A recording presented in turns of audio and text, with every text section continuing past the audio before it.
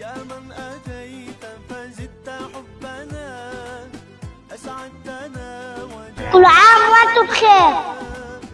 أنت هدية من الله. كعادتها جمعية الخدمة بفرعيها الخدمة باكستان والخدمة يوروب تنشر البسمة والفرحة على وجوه أطفال شمال غزة. واليوم وبمناسبة عيد الأضحى المبارك أعاده الله علينا وعليكم بكل خير وسلام، جمعية الخدمة توزع عيديات على أطفال شمال غزة. يلا نروح نوزع العيديات ونفرح الأطفال في العيد. عليكم، كل عام وانتم بخير.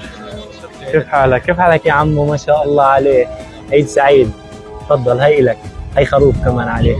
شكرا يا عمو. قول له شكرا. الله يبارك فيك. هي مقدمة من جمعية اسمها جمعية الخدمة تلاهلنا في شمال غزة. فرصة طيبة، مشكورين جهودكم إن شاء الله. الله يبارك فيك. الله يسعدك يا رب. كيف حالكم؟ ايش اسمك؟ عايشة. وانت ايش اسمك؟ أحمد. كيف العيد معكم؟ منيح؟ مبسوطين؟ طيب هاي العيدية إلك. هاي العيدية إلك. كل عام وأنتم بخير.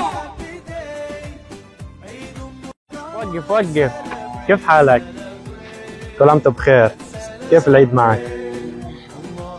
تفضل، هاي العيدية إلك، مقدمة من جمعية اسمها جمعية الخدمة. الله يسلمك. شكرا الخدمة. كل عام وانت بخير. هاي العيدية إلك.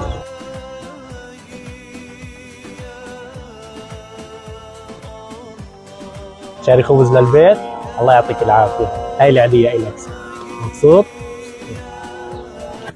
شكرا لجمعية الخدمة ولطاقمها ولمتبرعيها على مساهمتهم في إسعاد أطفال شمال غزة.